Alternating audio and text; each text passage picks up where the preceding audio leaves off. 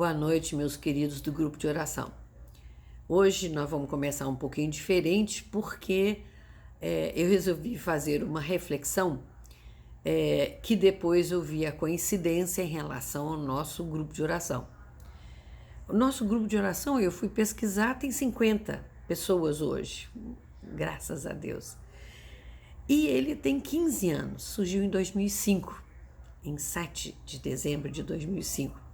Com a reunião dos grupos de oração que existiam na Mata da Praia, que era de São Pedro e São Paulo, São José e Santa Luzia. E formou-se então, depois de um discernimento, escolheu o nome justamente do nossa Trindade Santa. Um Deus em 3 pessoas, 3 grupos, com pessoas querendo cada vez mais serem santas. Essa inspiração belíssima, ela traz uma identidade para o nosso grupo e traz também, ao mesmo tempo, muita responsabilidade. Você lembra que quando Deus dava uma missão muito importante para uma pessoa, ele mesmo escolhia o nome, como foi o caso de Jesus e de João Batista, ou ele mudava o nome da pessoa que tinha sido dado, como Abrão para Abraão, né? E assim por diante. Nós estamos carregando, então, muita responsabilidade. E aí, nossa visão hoje, especialmente, é buscar uma reflexão em cima da Santíssima Trindade. Tá? Buscar conhecer mais o nosso Deus. E a Santíssima Trindade é o mistério mais central da nossa fé.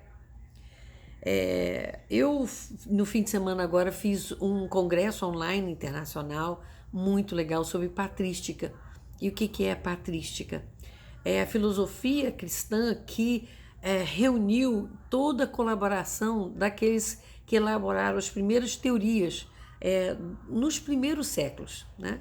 Esses padres da igreja, por isso patrística, esses padres da igreja que Santo Agostinho, São Jerônimo, São Clemente de Alexandria, São Justino Mártir, que foi na verdade o primeiro deles todos, eles são amplamente estudados e muita coisa, a renovação católica deve a esse primeiro movimento, que foi um movimento onde a relação com o Espírito Santo era uma relação tão forte quanto é hoje.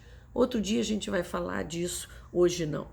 Mas de qualquer jeito eu pude conhecer, já sabia da existência do Didaquê, que foi o primeira fonte, a mais antiga fonte da legislação eclesiástica. É tão bonitinho que está disponível na internet, a um clicar de dedos. E é muito bonitinho que ensina assim, como é que batiza, como é que faz a Eucaristia para aqueles primeiros padres da nossa igreja muito, muito, muito novinha. Né? Era entre os anos 60 até os anos 90 que foi escrito esse documento. E tá lá, basta digitar Didaquê e vem uma cópia para vocês. Vale a pena ler, curtinho, fácil, e dá aquela sensação de proximidade com os apóstolos. No 11º capítulo, ele fala assim: se vier alguém até você e ensinar tudo o que foi dito anteriormente, acolha essa pessoa, ele deve ser acolhido. Assim, eu espero que vocês me acolham na esperança mesmo de que vocês possam ser surpreendidos como eu fui nesse congresso com esse ensinamento que eu vou dividir aqui com vocês. Algumas coisas da catequese antiga, só para lembrar. Não existe divisão entre fé e razão. A fé não é uma coisa irracional. Nós não vamos aprofundar nisso, mas se vocês quiserem, algum dia a gente pode fazer isso também. Na verdade, quando você busca conhecer mais a nossa religião, você vai atrás do mistério fundamental nosso, que é a base primordial, que é da nossa fé, que é a Santíssima Trindade. Então, já estudamos que a natureza de Deus é uno. Uno, um Deus, que são três pessoas. Uma só substância, ou essência, ou natureza. E aí, vamos para a gente entender. O que é natureza? É a resposta quando eu pergunto, o que é aquilo? Né? O que é Vânia? Vânia é um ser humano. Vânia é uma mulher. Isso responde, que é. Que é Deus? Aí a gente pode lembrar Êxodo 3, que é de dar um nó na cabeça da gente. Eu sou aquele que sou, diz nosso Deus Pai a Moisés, quando ele pergunta para ele quem ele é. E quando ele manda, no versículo 14, mais adiante um pouquinho, que ele fala, quem eu vou dizer que é você? Para eles. Ele fala assim, fala para o povo que eu sou, enviou você. Eu sou. Esse é o nome de Deus. Eu sou. Yahvé significa isso. Já a pergunta, quem é Deus? Fala da pessoa de Deus. Então eu vou falar, quem é o Pai? O Pai é Deus, Pai. Quem é o Filho? O Deus Filho? É Jesus Cristo. Quem é o Espírito Santo? É Deus. Jesus é Deus e o Pai é Deus. E aí é aquela hora que a cabeça dá um nó e você resignadamente fala, tá bom, eu não dou conta muito de entender, isso é mistério da religião, beleza, mas é uma verdade revelada e por isso a gente pode aprofundar mais um pouquinho nessa. Então vamos lá. O Dr. Rafael Brodek, muito interessante a palestra dele, ele, grande estudioso, teólogo, enfim, ele não pretendeu desvelar o mistério da Santíssima Trindade, mas iluminar um pouco a nossa percepção, né? E fez, ao meu ver, de uma maneira muito brilhante. Vamos atrás do raciocínio dele, então. Ele fala, então, Deus é perfeito, tá certo? Tá certo. Se não fosse perfeito, não seria Deus. Concorda? Se ele é perfeito, ele então é um só. Não é isso? Porque se ele precisasse de outro, quer dizer que ele não tinha a perfeição, não tinha tudo nele. Ele precisava de outro. Então ele não seria perfeito. Faltaria algo a esse Deus. Ele seria um Deus menor que precisaria de outro. Então, Deus é perfeito e um. Nós não acreditamos em muitos deuses, então essa história de Deus menor não é com a gente sabe então que esse Deus é o princípio e o fim de todas as coisas. Sem ter essa noção de que ele é o princípio e fim, sem abraçar isso, não dá para pensar em ser Deus.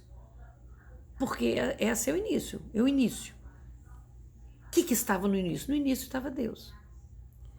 Na revelação de Jesus ao apóstolo João, no Apocalipse 22:13, para você entender essa noção, ele fala assim, Jesus fala para João, eu sou o alfa, o ômega, o primeiro e o último, o começo e o fim.